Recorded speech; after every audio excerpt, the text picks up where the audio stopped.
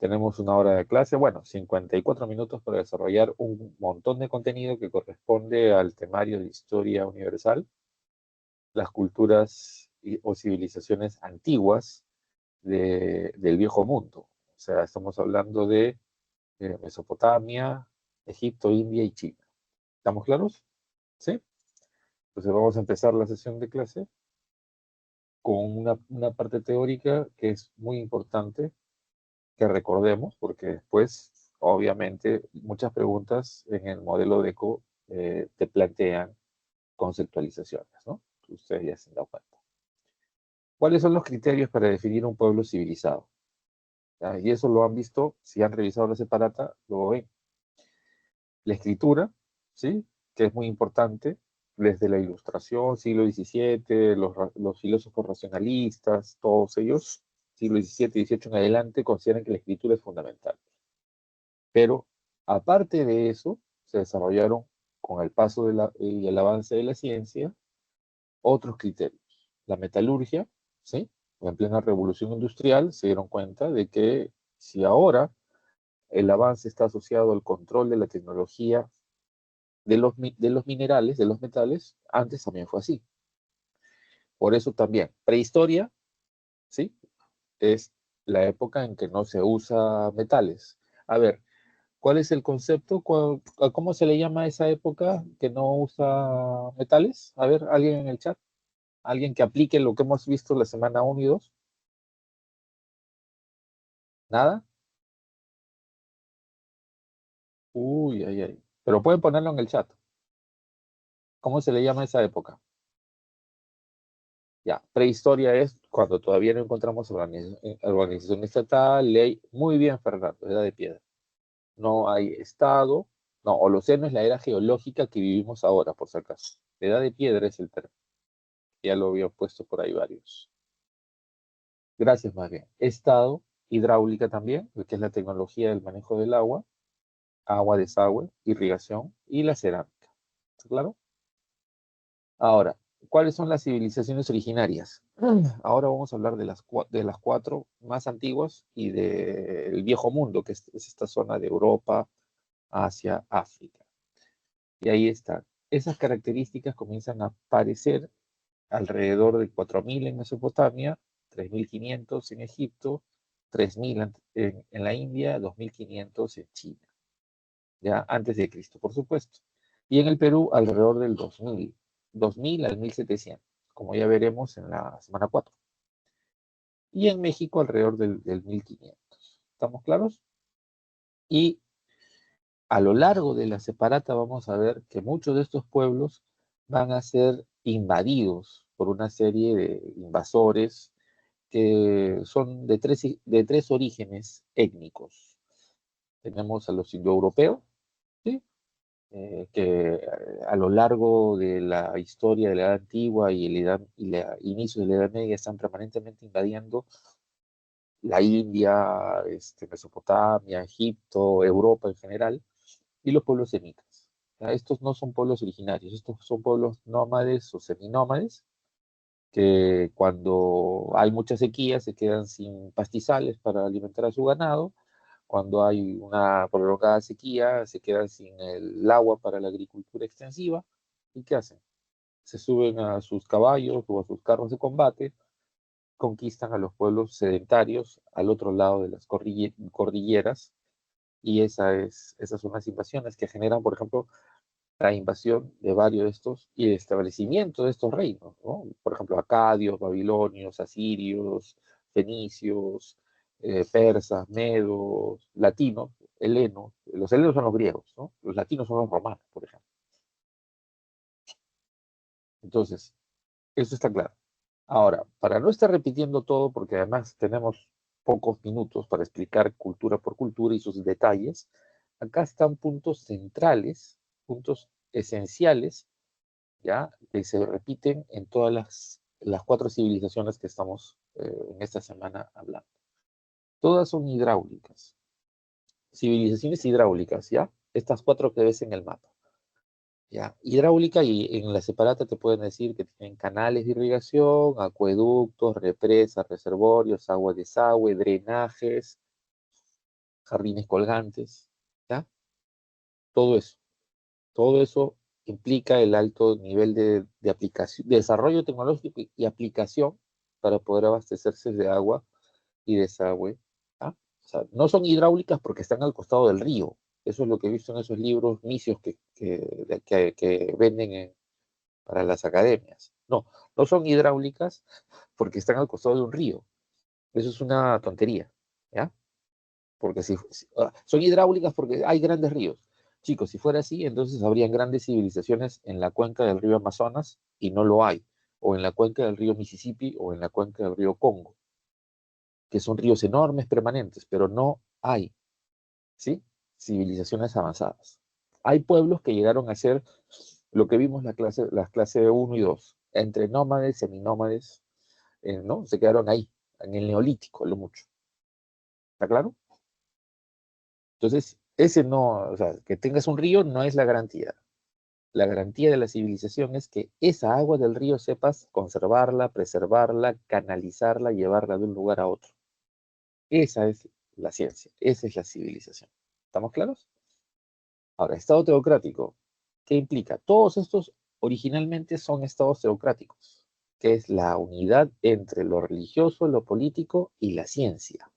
Estas grandes ciudades santuario, ¿sí?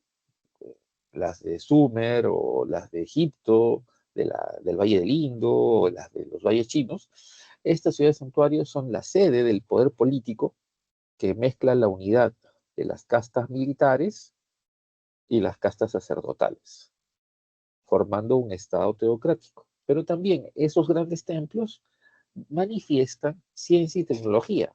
Y la ciencia básica para establecer el calendario, ¿cuál es? A ver, la hemos comentado en las sesiones anteriores. ¿Cuál es esa ciencia básica que permite establecer los calendarios? ¿Ah? ¿Cuál es? ¿Se acuerdan o no se acuerdan? Uy, astronomía. Muy bien, señores. Muy bien, Giovanni. Muy bien, Gonzalo. La astronomía. Ya, todos los demás, gracias. La astronomía. Así que todos esos templos o santuarios son a su vez centros de observación astronómica. ¿Ya? Esa es la genialidad de estos pueblos. Ahora, todos estos pueblos tienen religiones politeístas. Todos son politeístas. ¿Ya? El monoteísmo es una forma de imposición cultural. Un pueblo usa la religión para unificarse, como o los hebreos, por ejemplo, o los persas, por ejemplo, o también usan la religión para conquistar, como los mismos, el imperio persa a partir de Ciro el Grande, o para mantener el control del Estado, como lo hizo el faraón Akenatón en Egipto. ¿Ya? Y obviamente en posteriores épocas la religión justifica la conquista y la expansión.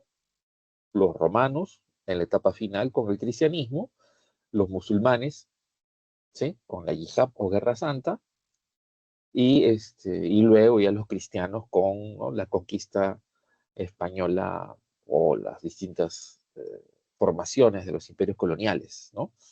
La llegada de los españoles a América la justifican por la expansión de la fe, ¿ya? La expansión religiosa. Esa es la versión oficial. ¿Está claro? Ahora, y este politeísmo se observa en los santuarios. O sea, cada gran ciudad es un gran santuario, a un dios o a un panteón de varios dioses, teniendo dioses principales y dioses secundarios. ¿Ya? Y los dioses son como una simbología, una representación del poder político también. Y por tanto, algo importante, estos pueblos son organizaciones militares, porque tienen que prepararse para la guerra. ¿Qué le pasa al pueblo que no se prepara para la guerra? ¿Mm? ¿Qué le pasa? A ver, nada, no han visto ni siquiera un video, es destruido, es conquistado. A ver, puede ser presionado a pagar cupo, ¿sí? Cupo, tributo, uno. Eso es sería lo más suave. Dos, es conquistado, y la población es esclavizada. 3, destruido por completo, genocidio. ¿Has escuchado de los etruscos? Los etruscos, por ejemplo, el bombardeo es algo reciente, ¿ya? ¿Has escuchado de los etruscos? Ya, pues los romanos destruyeron a los etruscos. Bombardeo es algo, recién el uso de bombardeos se testimonia a fines de la Edad Media. ¿Han escuchado de la caída de Constantinopla? ¿Sí? La caída de Constantinopla, ¿sí? Los turcos otomanos usan artillería pesada, ya, por ejemplo. Bien, ahora, todas estas son sociedades jerarquizadas. Todas son, sin excepción. No hay igualdad. Esa idea de la igualdad eh, surge parcialmente en los pueblos helenos y latinos, o sea, griegos y romanos, pero solo para ellos, ¿eh? O sea, el otro, el extranjero, no tiene los derechos, ¿ya? Y los esclavos son propiedad.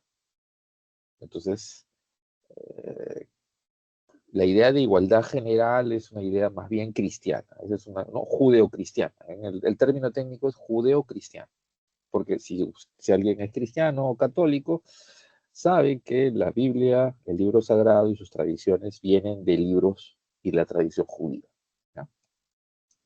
¿Está claro?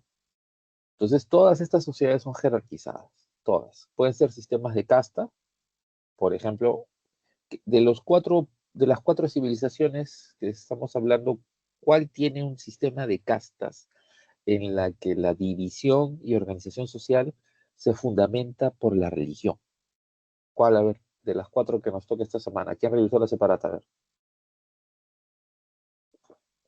Muy bien, Gonzalo. Ya, si eres ciclero lo debes saber, ¿ah? Los cicleros lo saben, ¿o no?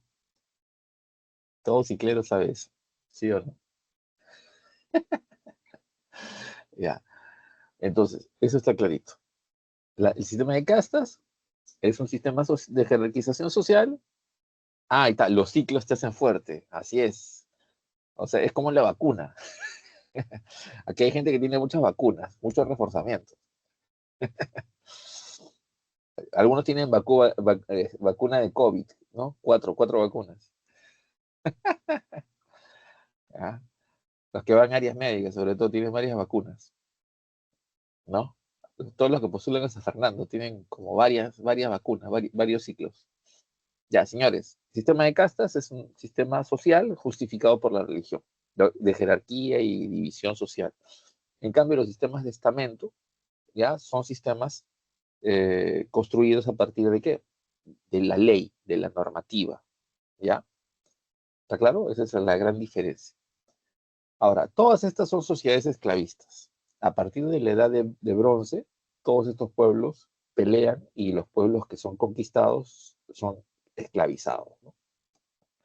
Pero hay una diferencia. En la edad de bronce, los esclavos son propiedad del Estado, ¿ya? Y el Estado designa las funciones de esos esclavos. En cambio, en la edad de hierro, ¿ya? ¿Quiénes son, qué pueblos son de hierro? De la edad de hierro, a ver, los persas, hebreos, fenicios, babilonios, asirios, griegos, romanos, ¿ya? Los pueblos de la edad de hierro, los esclavos son propiedad privada. Y la base laboral de esas civilizaciones, de esos pueblos, de la edad de hierro, son esclavos. ¿Ya? ¿Está claro? Si fuéramos romanos, fines de la época de la República o comienzos de la época imperial, todos tendríamos esclavos, todos los ciudadanos, todos los hombres libres tendrían, hombres y mujeres, ¿no? Todos tendrían todos los ciudadanos tendrían esclavos, hasta los pobres, ¿ya? El ateniense, el romano, no hace tareas manuales. Por eso se dedican, si alguien ha leído y le gusta la historia, se dedican a hacer ejercicio físico, por eso todos están agarradazos, mucho deporte, perfeccionan técnicas de lucha, de guerra, y son muy intelectuales, leen bastante, se educan, hay colegios, escuelas, y encima participan en la política, están siempre, casi todos los días están en las asambleas, en los debates. ¿no? Si uno mira la vida de un griego, de un ateniense común y corriente, o de un romano común y corriente, y se pone a leer su vida, su biografía, y, oye, ¿dónde chambea? ¿Cuándo chambea? Para eso tienen los esclavos. Así que si miras los grandes monumentos de Grecia, de Roma, de Babilonia, de Persia, lo hacen los esclavos. ¿Está claro? Hay justamente uno de los principales libros de filosofía de la Edad Antigua, es la Ética de Aristóteles, donde tiene todo un capítulo sobre la esclavitud. Y la justifica. Están convencidos que la esclavitud es necesaria. ¿Está claro? Ya, espero que hayan capturado. ¿Ah? No me voy a detener mucho en esto porque no nos va a dar el tiempo, así que he hecho unos esquemas. Mesopotamia significa meso, en el medio, tamaña, tamos, agua, en el medio del agua. ¿Está claro? No, ya no se puede esclavizar a nadie. Ojo, pero en la actualidad hay fundamentalistas islámicos que plantean el retorno de la esclavitud a los delincuentes y a los infieles. O sea, los infieles, es decir, los de otras religiones, pueblos o culturas que no se quieren someter, que no se quieren convertir. O te conviertes o te esclavizas. Eso hacen, ¿ah? Y el Estado Islámico hacía eso en varios lugares. Se han visto las noticias en Nigeria, en Sudán, en Yemen. Los fundamentalistas islámicos están haciendo eso. Y es algo alucinante.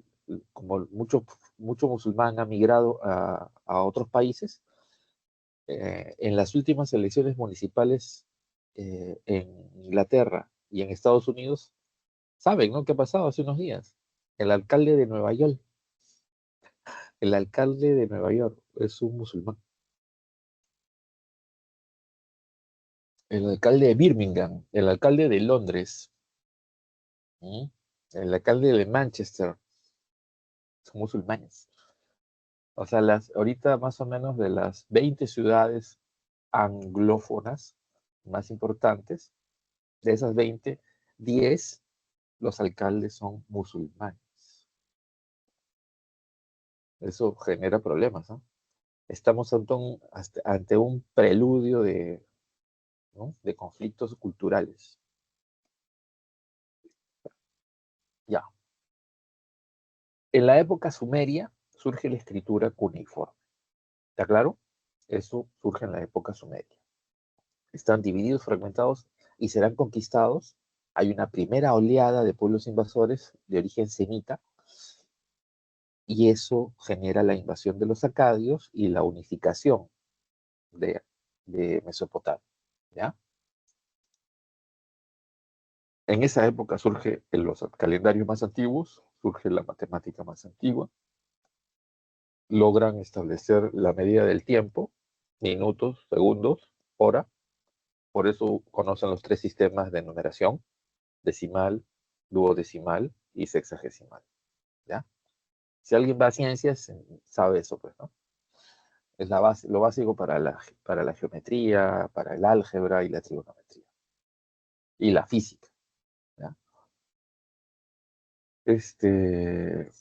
Las invasiones continuaron y se forma un nuevo imperio, el Imperio Babilónico. Es otro pueblo invasor de origen semita. Y quien unifica los territorios es el rey Hammurabi I, que manda hacer el primer código de justicia, ¿ya? Para gobernar los pueblos conquistados en los valles del Tigris y el Éufrates. Pero las invasiones continúan, ¿sí? Y otro pueblo invasor, los asirios, se impone. Y el imperio asirio es el que más duró, es el imperio que más dura en Mesopotamia y es el que más territorios conquistó. Conquistó Medio Oriente, conquistó partes de Anatolia y conquistó Egipto, ¿ya? Y el mayor conquistador fue Assurbanipal el Grande, que incluso es un conquistador muy educado, muy culto, que todo lo que saqueaba de cultura, libros, creó una gran biblioteca en Nínive, ¿ya? Por si acaso, estos fundamentalistas islámicos, el Estado Islámico, destruyó el sitio arqueológico de Nínive, ¿ya? donde estaban la biblioteca, las tablillas más antiguas de cuneiforme, lo destruyeron, ¿no? Unos salvajes.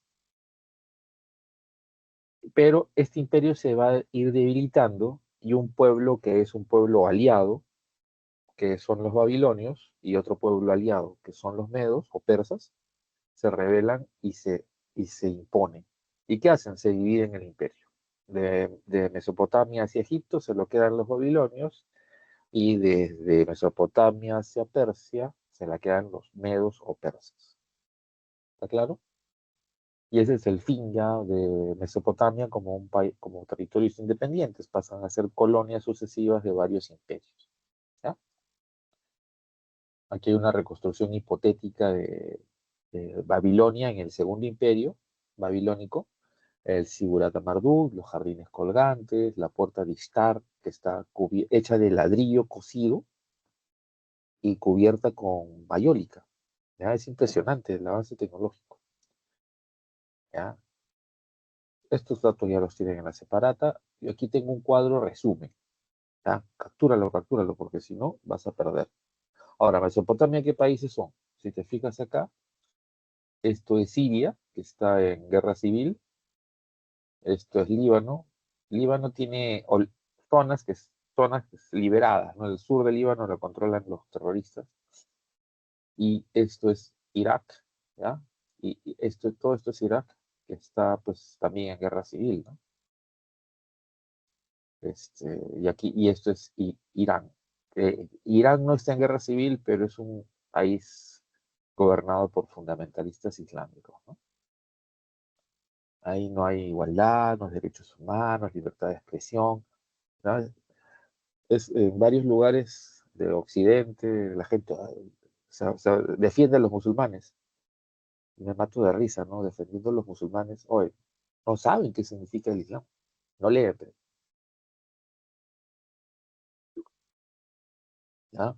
Chicos, cuando alguien les dice, no, sí, pobrecitos, que los musulmanes, los palestinos, tengan cuidado, ¿ya? Pregunten bien, averigüen bien antes de hablar tonterías, ¿ya? Sí, porque se escucha, pues, defender no, que sí hay que defender a la autoridad palestina en Gaza. Ya, la autoridad palestina en Gaza es jamás, jamás un grupo terrorista, ¿ya? Es como decir, hay que defender ¿no? a los pequeños empresarios del Brian, o sea, a los narcos de Sendero. ¿Ya?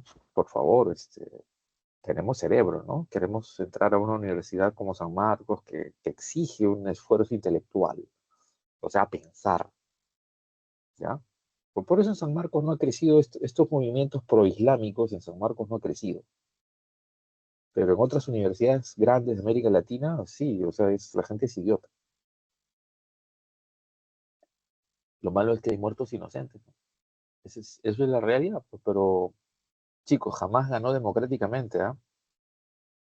Jamás ganó, o sea, el pueblo palestino apoyaba jamás. ¿Ah? Ese es otro problema grave. Ese es otro problema grave que hay que ver. Y están cansados, pues, ¿no? Es como en Estados Unidos, ¿no? O sea, en Nueva York, una ciudad que ha tenido terribles atentados hechos por fundamentalistas islámicos, ahora la población ha elegido a un fundamentalista islámico como presidente. ¿Ya? Loco, ¿no? Así estamos, el mundo está loco. Ya, copiaron esto, ¿no? Chicos, los arqueólogos encontraron, en la semana 1 hay un arqueólogo que se menciona, Bert Gordon Shile. Él dirigió varios proyectos de investigación en Mesopotamia, cuando todavía se podía investigar, y descubrieron un sitio arqueológico, pirámide escalonada, templos, almacenes, todo, pero sin escritura, sin epigrafía. No hay. Entonces no sabían, no pudieron descifrar cómo se llamaba, nada, qué Dios tenía, nada, no pudieron encontrar eso. Entonces le pusieron el nombre del oasis, ¿sí? Porque eso es desértico. El nombre del oasis, el Obeid. Y eso cuando hicieron el fechado, se dieron cuenta de que es más antigua que los pueblos de Sumer, que Ur, Uruk, Lagash, Kish, Nippur. ¿Ya? Y esa es la época protohistórica. No hay escritura, pero hay estado, hay cerámica, ¿ya?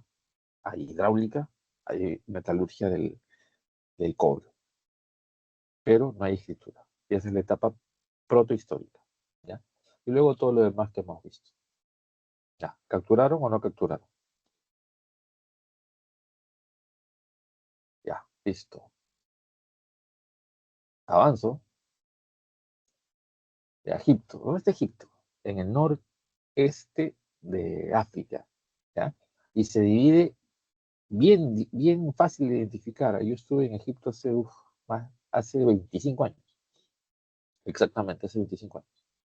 Y se ve claramente la diferencia, ¿no?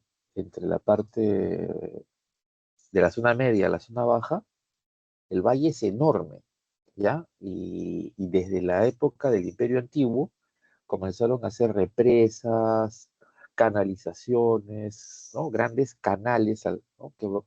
van paralelos al Nilo para ampliar la producción agrícola, ¿ya? Es genial, ¿ah? El río. Hace un calor de miércoles, por si acaso. Un calor alucinante, seco, seco, seco, y calor alucinante. Ahora, y en la parte alta, o sea, el sur, el río se hace más angosto, el valle se hace más angosto, hay algunas zonas de cataratas o rápidos, pero esa zona, que ya está aledaña a muchas cordilleras, es una zona rica en minerales, rica en minerales. Egipto fue durante la Edad Antigua el granero, o sea, el lugar de mayor producción de trigo y cebada, y también de mayor extracción de oro, plata, cobre, estaño, hierro, ¿ya? Y justamente si ves las noticias, Egipto, la República de Egipto es solo esto, por acá nomás. Todo esto de acá, donde dice Nubia, es Sudán. Y ahorita hay una guerra civil alucinante y que estos grupos fundamentalistas son apoyados participan también apoyando a los grupos terroristas Qatar, China, Rusia, y el objetivo es ir fragmentando Sudán, ¿ya? En los últimos 20 años ahorita se han separado Sudán del Sur, y en Sudán hay otra guerra, y fragmentan eso, y la idea es que controlen la extracción de esos minerales, ¿no? Y ahora en otro, uranio, tierras raras, un montón de los minerales más útiles para la energía, y se la pasan matando. Vean las noticias. Nos preocupamos de los muertos en Palestina. Chicos, en Google Books, antes de ayer, salió la noticia, yo no creía. En Google Earth, comencé a mirar en Google Earth algunas zonas de Sudán y en Nigeria. Hay tanta matanza, tantas ejecuciones, que la arena se ve roja. Hay zonas donde manchas de sangre. Alucinante, ¿eh? Desde Google Earth, o sea, desde un satélite pueden ver las matanzas. Ya, listo. Nos vamos a los periodos, ¿ya? Aquí están los detalles. Tenemos un predinástico, que es la época, eh, miren, antes de la unificación. Pero en esa época surge la escritura de carácter jeroglífico, así se le llama, la escritura jeroglífica, ¿ya? No está unificado Egipto, hay varios nomos o estados, ciudades-estado, santuario, que se andan peleando entre sí, se unifican, a veces están en paz, y desde Tinis, una ciudad santuario, se genera un proceso de unificación, ¿ya? Y el primer faraón, es decir, cuando se dice dinastía, significa que ese rey, esa familia, es reconocida como gobernante por varias ciudades santuarios. Cuando decimos las dinastías en la India, en China, en Egipto, es eso, que las principales ciudades santuario reconocen a esa familia y a sus descendientes como legítimos gobernantes. Entonces hay Narmer o Menes es el primer faraón que unifica y a partir de ahí la primera dinastía. ¿Ya? Ahora, como el poder político es cambiante, ¿sí? El poder va a pasar a la ciudad de Memphis, ¿ya? Y esa es la época de la construcción de las grandes pirámides. Y esa época termina porque los nomos o los santuarios regionales deciden ya no enviar tributos, ofrendas, para que sigan haciendo estas obras alucinantes que son las pirámides. Y hay un término que se usa hasta ahora, obra faraónica, ¿sí? Una obra gigantesca que no tiene mucha utilidad, ¿sí? Obras gigantescas sin mucha utilidad. Ya. Ahora, esto produce lo que se llamaba el primer intermedio o en la época de los nomos o nomarcas. Ya que más adelante voy a poner así también un cuadro de síntesis para entender toda la cronología. Ahora, vuelve a haber otro periodo de unificación. ¿A partir de quién? De la ciudad de Tebas, donde el faraón Mentuhotep II, muy inteligentemente, comienza a proponer el culto a un nuevo Dios, ¿sí? A la unidad a partir de la religión. Y este periodo termina porque vienen invasores externos, que son los Ixos, que son invasores de origen semita, ¿ya? Y que vienen varias tribus que conquistan el norte de Egipto, incluso hacen su ciudad capital en el norte de Egipto, en el delta del río Nilo, y la capital la llamaron Avaris, ¿ya? Eh, desde el centro hacia el sur de Egipto siguieron gobernando los faraones desde Tebas, ¿ya? Ahora, el éxito de los invasores es que traen hierro en los carros de combate. El eje de los carros de combate de los invasores semitas o arios o indoeuropeos es de hierro. Así comienzan a usar el hierro por primera vez. Y eso es un gran salto tecnológico. Los carros de combate serán más ligeros, más rápidos, más resistentes. Y con eso le ganan la guerra a los egipcios y conquistan el norte de Egipto. A eso se le llamará el segundo intermedio, ¿sí? Ahora, después, otra vez desde Tebas, Tebas no se ha rendido, Tebas no ha sido destruida. En Tebas, la élite de Tebas mantiene la unidad de lo que queda de Egipto y en una guerra contra los hicsos. Y es el faraón Amosis, Amosis primero quien logra con sus tropas tomar la ciudad de Avaris y expulsar a muchas de las tribus de origen semita. ¿Ya? Saquea a Avaris, saquea a los saqueadores. Años después, con esa gran fuerza y poderío militar, Tutmosis III conquista Medio Oriente, Tierra Santa, ¿ya? Y hace que varios pueblos de lo que ahora sería Siria, las grandes islas como Creta o Chipre, le paguen tributo a los egipcios, ¿ya? Esa es la máxima expansión territorial de los egipcios con las conquistas de Tutmosis III. Pero que viene años después, los santuarios regionales comienzan a reducir el envío de sus ofrendas o tributos, ¿ya? Cuestionan la autoridad de los faraones para seguir haciendo guerras y conquistas.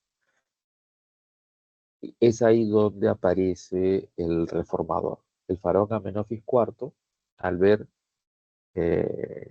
que los santuarios rivalizan en poder con él, plantea una reforma religiosa monoteísta, cambiándose el nombre por Akenatón, le jura lealtad a un nuevo dios, el sol, y ordena una guerra para destruir los otros santuarios.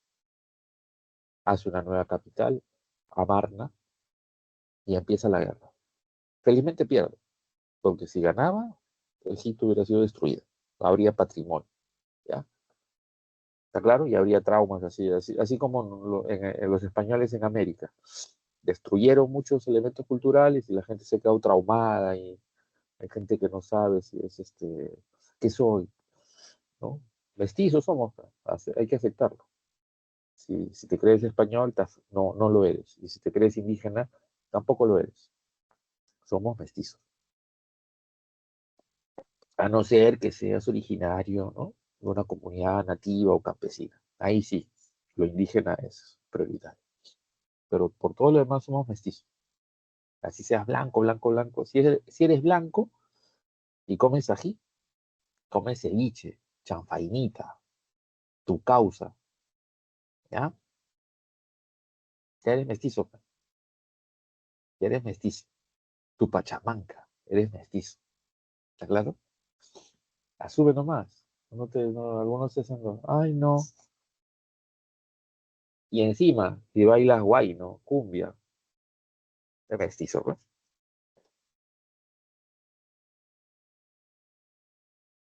Pero hay gente acomplejada. ¿Qué vamos a hacer? Entonces, ahora Egipto, felizmente, el intento monoteísta, de imposición monoteísta de Akenatón pierde, felizmente. Ahora, cuando está en la guerra, Akenatón deja como regente como a una de sus mujeres, a una de sus esposas, Nefertiti. Y Nefertiti se encarga de criar al hijo elegido para sucesor, cuando nace le ponen el nombre de Tutankamón, pero la Nefertiti le cambia el nombre por Tutankamón, los dioses, el nombre del dios, ¿ya? Y este chico asume el gobierno siendo un niño, un adolescente, y gobierna poco. Ahora, la única tumba intacta de faraón egipcio es la de Tutankamón. ¿Por qué? Por algo muy sencillo. Porque cuando los sacerdotes le ganan la guerra a Akenatón, ordenan que se borren todas las inscripciones de la vida de Amenofis IV, Akenatón, y por tanto nunca se supo de la existencia, ¿no? de Tutankamón. Hay inscripciones de que de Amenofis IV pasa a Akenatón, pero no se sabía dónde estaba, ese periodo estaba oscuro, hasta que hace un poquito más de 100 años, los arqueólogos ingleses Carter y Carnarvon encontraron la tumba, ¿ya? Y ojo, por si acaso, si a alguien le gusta la cultura, hace unos días han inaugurado el museo más grande del planeta en Egipto. Es el museo más grande del planeta en Egipto, ¿ya? Y justo le dije a mi mujer, oye, hay que juntar plata para irnos a hacer turismo a Egipto y ver ese museo. Sí se puede, sí se puede, ¿ya? Pero es el museo más grande del planeta. Más grande, cualquier museo europeo es más grande, o norteamericano. Bueno, termina la experiencia monoteísta, se acabó. Años después, al norte de Egipto se forma un nuevo imperio, el imperio hitita. Y los hititas comienzan a exigirle tributos a varios pueblos sometidos por los egipcios. Y los egipcios responden. ¿Quién es el faraón? Ramsés II. Ese pata, jovencito, asumió el gobierno. Él gobernó más de 60 años Egipto. ¿Qué hizo Ramsés? Muy vivo, muy astuto. Llega la noticia de que los hititas están avanzando. ¿Qué hace Ramsés? Declara la guerra y ordena la movilización general y hace que el ejército lo paguen los santuarios. Los santuarios tienen que pagarlo porque si no sería traición. ¿Y qué les hacen a los traidores en tiempo de guerra? A ver, ¿alguien sabe? ¿Qué le hacen a los traidores en tiempos de guerra? Ah, no sabe nadie, nada. Está en la Constitución, ¿eh? Muy bien, Fernando. La pena de muerte. ¿ya? En el Perú, constitucionalmente, ahorita, desde la Constitución del 79 hasta ahorita, la única condena a muerte real es traición a la patria en tiempos de guerra, ¿ya? Por si acaso. Entonces, ¿qué hicieron los santuarios? Van a financiar el ejército de Ramsés. Ramsés se va a la guerra contra los hititas y se produce la larga batalla de Kadesh, que duró más de un mes. Adrián, está mal tu dato, él no se mudó, no se mudó. Mariano Ignacio Prado se fue a buscar créditos, a comprar armas fiado, porque no había plata, ¿no? Hay gente que dice, no, que se llevó el dinero. ¿Qué dinero si no había plata? Ya se fue a comprar armas fiado, y no llegó a comprar, compró munición, fusiles, munición, ¿ya? Sí compró armas. Lean, lean, ya, Adrián, tu profe de tu colegio, de tu pre, te ha dicho mal. Sí, sí, te han dicho mal. Sí llegó a comprar munición, hasta cañones, fusiles, cañones, pero no compró mal. Es una anécdota mal contada, justamente es una anécdota mal contada. La gente de Piérola difundió que se había robado el dinero, que había huido, que era un cobarde, pero no, el tipo fue, como Mariano Ignacio Prado fue presidente, tenía buenas relaciones con los ingleses, ¿se acuerdan lo del 2 de mayo? Ya, y él se fue. Además hay un libro que ha sacado hace poco un político que también es historiador, que es de Víctor Andrés García Belaúnde, ha sacado un libro sobre Mariano Ignacio Prado. Lean, pues, lean, ¿qué más? ¿Ya? Lean, lean. Y por si acaso, los hijos de Mariano Ignacio Prado se quedaron peleando, ¿ah? Por si acaso. Leoncio Prado era hijo de Mariano Ignacio Prado. Si no lo sabía. Bueno, te dijo mal, pues no. No se llevó plata, nunca se llevó nada. No había plata, no había nada de plata. ¿Ya? El guano se acabó y no se invirtió en nada, se acabó. Justo estoy actualizando con dos libritos que han salido sobre eso. El, acá está, el libro de, bueno, uno que ya es una nueva edición del libro sobre la deuda y el guano, que es este de acá, La deuda defraudada, de Alfonso Quirós Norris, y este recién ha salido, fresquito, fresquito, Los años de Castilla, ¿ya? Por si acaso. Están los libros que estoy leyendo. Sí, pero bueno, esa es la tragedia. Ya. Batalla de Kadesh, esa batalla duró más de un mes, ¿ya? Más de un mes. Y hubo un empate técnico. Nadie podía ganar, ni los hititas ni los egipcios. Y se firma el Tratado de Límites, que es el primer tratado de límites entre dos imperios. Y que a la vez es el primer tratado de límites, intercambio cultural y comercial. Y es tan loco que ese tratado ya se firma en Kadesh y hay una ceremonia donde el emperador hitita le da una de sus, es hija como esposa a Ramsés, y Ramsés le da una de sus primas hermanas, a, al emperador hitita, ¿ya? Esa es una forma de convertirse, entre comillas, en familiares, ¿ya? Acuérdense que los gobernantes de la antigüedad, recién en Grecia, ya no hay poligamia, pero antes de todos estos imperios antiguos había poligamia, ¿ya? Y listo. Egipto mantiene el orden. Ahora, Ramsés, muy astuto, dice que ha ganado la guerra y manda a hacer monumentos. Este monumento enorme a Abu Simbel es por su gran victoria contra los hititas. No ganó la guerra, pero vivió bien y mandó a hacer un montón de obras, un crecimiento urbano, económico, ¿ya? Fue interesante. Ahora, el problema es que a la muerte de Ramsés II, ¿ya? Los hijos y los sobrinos y los nietos comienzan a pelearse por el trono. Y hay una guerra civil que duró un montón de años, ¿ya?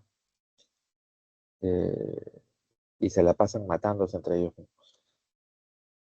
Listo, esto ya saben, la estructura social, ¿ya? Politeísmo, el culto a los muertos, la escritura, la más antigua es la jeroglífica, la demótica es la comercial y la más reciente, ¿ya? Y acá está, copia esto, captura, captura, acá está. Predinástico, también se le dice legendario, he puesto todos los nombres que vienen en las preguntas, ¿ah? También es predinástico o legendario o protodinástico. ¿Y por qué Nakada? Nakada porque hay un sitio arqueológico que tiene santuario, ¿ya? Que tiene metalurgia del cobre, ¿ya? Tiene cerámica. Obviamente, si es el santuario, ¿no? Hay una estructura estatal, pero no hay escritura, ¿ya? Y es muy antiguo. Entonces, esa es la época Nakada, así le llaman. Como en Mesopotamia, la época El Obeid o protohistórica. También en Egipto hay una época previa que es la época Nakada o protodinástica, ¿ya? Y luego ya viene, ¿no? Todo lo demás que ya hemos visto. El primer intermedio es el de los nomos, que son estos ciudades, estados, santuarios regionales que se enfrentan a los faraones, sobre todo de la cuarta y quinta dinastía, se enfrentan porque ya no quieren enviar tributos para hacer esas tres enormes obras, ¿no? Que son las pirámides. El segundo intermedio, ya les dije, es la invasión de los pueblos semitas, básicamente los Ixos y un montón de pueblos, son un montón de tribus, ¿ya? Y después de Ramsés II, varias décadas se la van a pasar en conflictos internos hasta que otra vez vuelven los invasores. ¿Qué invasores? Tenemos nubios, tenemos libios, luego los asirios, y ya a partir de la época asiria, por si acaso, Egipto ya no es un país independiente.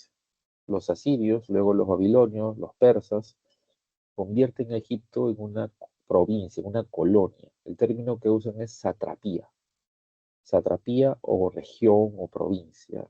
Primero del imperio asirio, luego del imperio babilónico y luego del imperio persa. ¿Ya? Y luego Alejandro conquista Egipto. A la muerte de Alejandro, uno de sus generales, Ptolomeo, se convierte en faraón. Y de ahí viene la última dinastía, la dinastía ptolomeica, ¿ya? Que son nacidos en Egipto, pero que tienen cultura griega, ¿ya? Son de origen macedonio, con cultura griega, nacidos en Egipto. Miren la mezcolanza. Ya, cultura general, ¿quién es la última faraona o reina de Egipto? Cultura general, ya si no saben eso, no sean malos, ya. Creo que. ¿Mm? Nombre completo, pe. O a ti te dicen Fer. Seguro a ti te dicen Fer, por eso pones así el diminutivo. Cleopatra, claro. Cleopatra. Nombre propio, pe, con mayúscula. Víctor Raúl. Así es el nombre del IER aprista. Ha salido un libro reciente también sobre el APRA. Dos libros sobre el APRA recientes. Que no los he comprado, no me interesa saber mucho del APRA. Yo investigo temas hasta el siglo XIX, ¿ya? Hasta comienzos del siglo XX, hasta leía. Ese es mi periodo de investigación. Más, más reciente no. Leo, pero para enseñar. Bien, la India. ¿Dónde está la India? En Asia también, pues, ¿no? Sí, en el sur de Asia. También todas las características que hemos hablado, aquí hay unos elementos centrales. ¿Qué aportes nos han dado?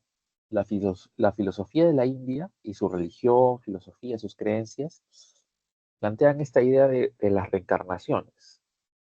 Y cuando tú terminas tu rueda de reencarnaciones, vas a un lugar que le llaman nirvana, que se traduciría como nada, pero que el símbolo que lo representan en su escritura los hindúes tiene, ¿qué símbolo? El cero. Cuando los musulmanes conquistaron la India, ¿ya? Comenzaron a entender ese concepto de la nada, del cero, y lo adaptan a la matemática. Y eso lo hace este filósofo, matemático, sabio árabe, al-Khwarizmi, ¿ya? A los números que usamos le llamamos números arábigos, o también se les dice guarismos. ¿Por qué? Porque el que los crea es este filósofo, matemático, científico, musulmán al-Khwarizmi, pero los crea en la India, ¿ya? Es uno de los árabes que termina siendo uno de los gobernantes de las élites conquistadoras en la India, ¿ya? Y desde ahí se difunde los números arábigos o guarismos por la ruta comercial llamada Ruta de la Seda.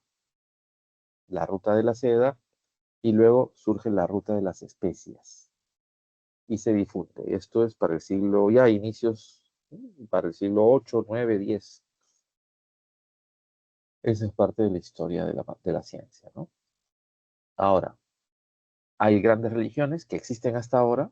El hinduismo hasta ahora existe, es la religión mayoritaria en la India, y el budismo surge en la India, pero fue los sacerdotes y creyentes del budismo en la India van a ser expulsados, ¿ya? Acá están los periodos, facilito. Los, Hay distintos pueblos en el Valle del Indo, los más antiguos. No tienen escritura. Tienen hidráulica, cerámica, metalurgia del bronce, cobre, bronce, traen todo, tienen todo eso, pero no tienen escritura. La escritura fue llevada a la India por los pueblos invasores de origen indoeuropeo llamados védicos o arios, ¿ya? Llevan la escritura, llevan el hierro en los carros de combate, en el eje de los carros de combate, y la escritura que llevan es el sánscrito, e imponen muchas creencias religiosas que están resumidas en los libros de los Vedas o los libros védicos, ¿ya? ¿Está claro? Esa es la cuestión. Ahora, durante varios siglos dominan los arios o Vedas, hasta que empiezan a revelarse los brahmanes o príncipes. Los brahmanes, jefes, ¿no? Una mezcla de sacerdote, guerrero, príncipe, se rebelan contra los invasores, ¿ya? Y los logran votar. Ahora, lo loco es que de todas esas guerras se crearon sagas. Las sagas, o estos relatos épicos de guerras, que mezclan guerra con religión. Y muchos de estos príncipes terminan convirtiéndose en dioses, ¿no? Y el politeísmo del hinduismo actual surge ahí, ¿ya? Ahora, el sistema de castas se consolida durante esta época, pero también ahí es donde aparece Siddhartha Gautama, que cuestiona, ¿ya? El sistema religioso y social. Ahora, ¿por qué la India se unifica? No está unificada, son distintos principados, ciudades-estado, reinos que se pelean o se alían. Se unifican porque se mueren de miedo de Alejandro el Grande. Alejandro llega al Valle del Indo, conquista, derrota a los príncipes y reinos del Valle del Indo y tienen miedo de que continúe las conquistas, el resto de los príncipes de la India. Y ponen al príncipe más rico, a la familia más rica, como emperador, ¿sí? La dinastía Maurya. Y el primer emperador, Chandragupta. Ahora, años después, Asoka, de esa dinastía, conquista el resto de la India y ya unifica toda la India, ya como un solo imperio. Y usa como religión oficial el budismo. ¿Por qué? Porque los santuarios locales mantienen el politeísmo como una señal de diversidad, de regionalismo, de independencia o autonomía frente al Estado central. Ahsoka no quiere eso, quiere unificar todo. Y usa el budismo y busca reprimir las otras prácticas religiosas. Obviamente, los sucesores de Ahsoka no tienen ese poder, ese liderazgo, y van a ir perdiendo sucesivamente las guerras hasta que el budismo es, ¿no? Son derrotados estos gobernantes y el budismo es prohibido, ¿ya? Y esa etapa es de guerras, ¿no? Brutales, hasta que vuelven a unificarse ya con otra dinastía, la dinastía Gupta o la casa Gupta, y esta es la época de que la India se integra a este sistema de rutas comerciales. Pero ¿qué pasó? Todo tiene su final, pues los mongoles, ¿sí? Los mongoles que desde las estepas, cada vez que tenía sequías o problemas, invadían, subían las cordilleras y bajaban a los valles de China o de la India. ¿Está claro? China, también lejano oriente, ¿ya? De China tenemos un montón de influencias, no solo el chifa, el papel, la brújula, todo lo que hemos aprendido de los chinos, ¿no? Estos pueblos de la antigüedad. Ya, aquí está rápidamente su cronología. Bueno, hay varias etapas, ¿no? Hay una etapa legendaria, no hay escritura, pero hay hidráulica, hay cerámica, hay metalurgia del cobre. Ya en la época Chan, ahí sí aparece el bronce y la escritura ideográfica. En la época de los reinos combatientes, ya surge el pensamiento filosófico complejo en China, con filósofos como Confucio, Lao Tse, y hay otro más que es, pero básicamente político, basado en la estrategia político-militar y empresarial, Sun Tzu y su libro El arte de la guerra, ¿ya? Pero siguen peleándose, guerras entre ellos, ¿ya? ¿Cuándo se unifican? Se unifican porque tienen miedo a los mongoles, ¿ya? Los distintos reinos han formado sistemas de murallas, fortificaciones. Lo que hace Chi Huangdi es lograr una serie de alianzas y a los que no se alían los derrotan militarmente. Y una de sus grandes obras es unificar el sistema de murallas para defenderse de los mongoles. Ahora, otra cosa, Chi Huangdi quería vivir para siempre, así que se mandó a hacer un enorme mausoleo. Además, Chi Huangdi experimentaba, hacía que sus médicos brujos experimenten con sustancias para vivir para siempre. Lo que sabemos es que por las mismas fuentes escritas lo terminaron envenenando con mercurio, ¿ya? Ahora, terracota significa cerámica, ¿ya? Terracota, tierra cocida, cerámica. Imagínate el ejército que andaba con Chi Huangdi convertido en cerámicos, de tamaño real, de tamaño del soldado real. Impresionante. Ya, aquí hay un cuadro comparativo, captúralo, ya. Aspectos centrales, escritura, geografía, religión, economía, de las cuatro. ¿Sí? ¿Hay alguna pregunta? Porque ahorita paso las claves ya, porque ya se acaba la clase, se acaba. ¿Preguntas? ¿Dudas? Gracias, Fernando. Pero tú nomás dices, los demás, nada. Ah, bueno, veo corazoncitos, todo. Ya, gracias, Víctor, también. La capturaron, ¿no? ¿Capturaron o no capturaron? Ya, listo. Entonces, nos vamos a las claves.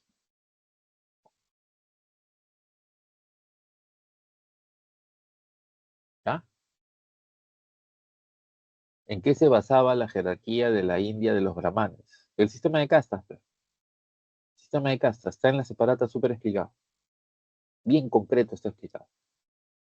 O sea, los Vedas imponen el sistema de castas y los brahmanes mantienen este sistema de castas y lo generalizan, lo hacen norma, ¿ya? Listo, ahí está la línea de tiempo de las cuatro civilizaciones y las claves. Listo, señores, nos vemos la próxima semana. Gracias, que les vaya bien.